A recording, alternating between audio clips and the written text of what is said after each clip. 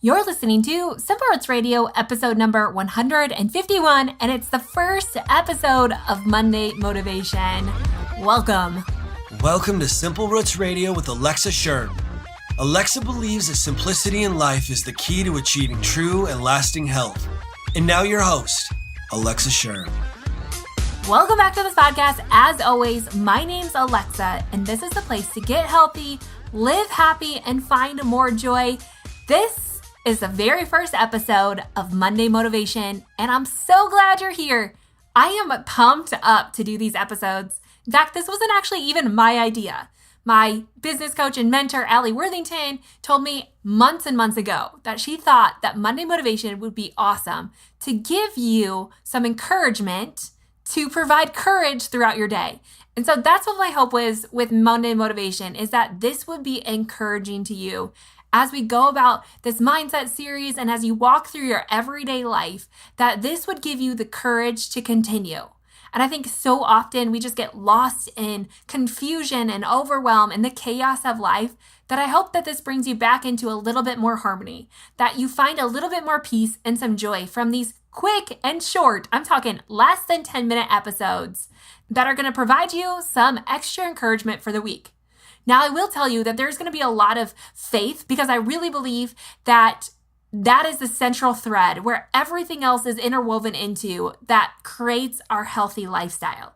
These nourishing rhythms that I continuously talk about come from that one thread, and that is the grounding foundation that pulls this all together. So many of these are going to be faith-based, not all of them, but some of them are. So that's your warning. But I hope that no matter what you believe in, that you will just seek these as a means to understand deeper what it means to live in health and enjoy.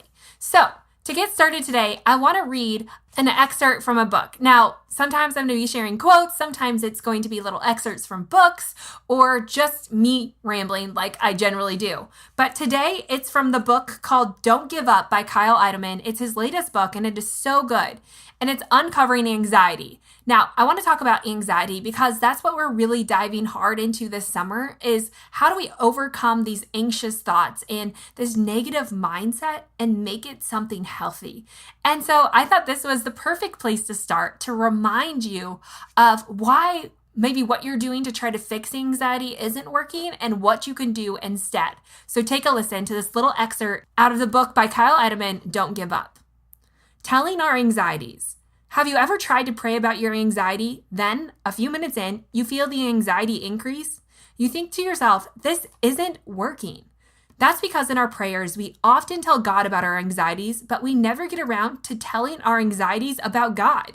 When our prayers are filled with thanksgiving, we are telling our anxieties what we have to be thankful for. Anxiety has a way of blinding us to God's blessing, but thanksgiving opens our eyes. It's a proactive way of attacking anxieties. When our prayers are filled with supplication, meaning that we make our requests known to God, we are telling our anxieties that God is on our side and can carry the weight. David models this for us in his Psalms. If you read through that book, you'll notice how there is often a shift in his prayers. He might begin by talking about the reason he has to be anxious. His enemies are chasing him. His life is in danger. The guilt of his sin is too heavy. But then there's a shift. It happens in virtually every Psalm. David stops telling God about his anxieties and starts telling his anxieties about God. God can defeat my enemies. God can rescue me from danger. God can take away the guilt of my sin. So many Psalms begin in doldrums and end in worship. For many, casting their anxieties on God is a daily process. I asked a young lady in our college ministry to put in her own words how she learned to tell her anxieties about God. This is what she said. If I could describe the past 5 years of my life in one word, it would be treacherous. The trials I have experienced led to years of feeling angry and unwanted by everyone around me.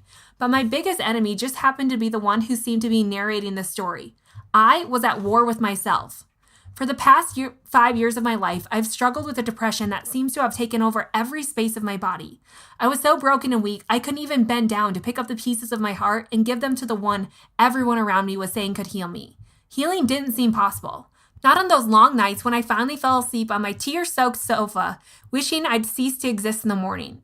I thought this was my new reality for the rest of my life, and I was ready to give up. Although the past 5 years have been brutal, I've learned so much about the Lord that I would never even thought about it if I hadn't walked through this dark season. I learned that even though I can't control the circumstances around me, I know the one who can.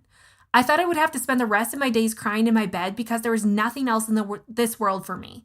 But this pit I was in turned out to be the place where I learned the most about myself and who my Father is. I learned to be faithful in prayer even when it felt like God was not listening to the desperate prayers of this child. I learned that God is faithful even when he seems nowhere to be found, that he's present even when I push him away out of frustration. I was ready to give up, but God's stubborn love refused to let me go. My God is who he says he is, and that is enough for me to cling to today and every day. I still have tough days where it's as if my depression has won the fight yet again, but God gently reaches his hand down and reminds me that this isn't a battle I'm fighting alone. He wipes away my tears and reminds me that he has already won the battle, even when I cannot see because of those tears. I know he is faithful, pursuing my heart, and that's enough to set my soul at peace. I haven't given up because I know that I have a faithful Father on my side who will never give up on me. Listen to me. God is fighting for you. The God of the universe will help you stand again. He cares how you feel. You are not alone. If you're struggling with depression, remember that God is close to the brokenhearted and that weeping lasts for the night, but joy comes in the morning. Don't give up. Don't just tell God about your anxieties. Tell your anxieties about God. I got to thinking that some of you might be thinking, you don't understand my weight. It's too much. No one can carry it. Or maybe you're thinking, it's too heavy for me and wearing me down. But it's not a big enough deal to bother God. But that's like me telling you when you sprain your ankle, just to be grateful you didn't break your leg. Pain is pain. Weight is weight. I'm not worried about comparing it, and neither is God. He doesn't weigh our prayers on a worry scale. Please hear me. The weight you carry isn't a part of who God made you and formed you in the beginning. You are his loved one whom he adores. He sees you in his struggle, your brokenness, and even your pride-induced anguish. His heart aches because yours does, and he's moved to tenderness and compassion. His desire to take your weight from you, he desires you free.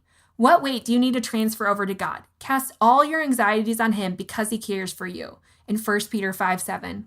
If the load you are carrying has become too heavy, if the anxieties of this life have weighed you down, if you're tired and ready to give up, God sees the load you carry and the weight you're under, and he asks, why don't you let me carry that for you? And again, that's an excerpt from Don't Give Up by Kyle Idleman. And I think it's just such a powerful way to look at anxieties. Because I feel like if you're discouraged this morning because the weight of the world seems to be piling up, but not enough to bother anyone, that those two need to be voiced. That you don't have to carry that weight around, that worry around, that you can give it to God and he will take it on for you. Remember, if you're feeling anxious today, instead of just telling God about your anxieties, tell your anxieties about the God you serve. Remind them that he is all-powerful, that he is creator over all things, and he loves and adores you, and he will never let you go. So I hope that's encouraging to you today. I know it was encouraging in my own life. So take that information and use it. Use the power of Christ over your anxieties and see how that transforms your mind. May that be a blessing to you this week, and stay tuned on Wednesday where I release another episode in the Mindset series, maybe the first episode of the Mindset series, where we talk about healing your relationship with wellness. Thanks so much for tuning in. Don't forget to head to the show notes where you can get this full excerpt in writing over at simpleitswellness.com/151. So head on over there. Make sure you download that mindset guide called The Joy Experiment while you're there. And I will see you back here on Wednesday, followed by Monday Motivation every single Monday morning. May you live encouraged this week.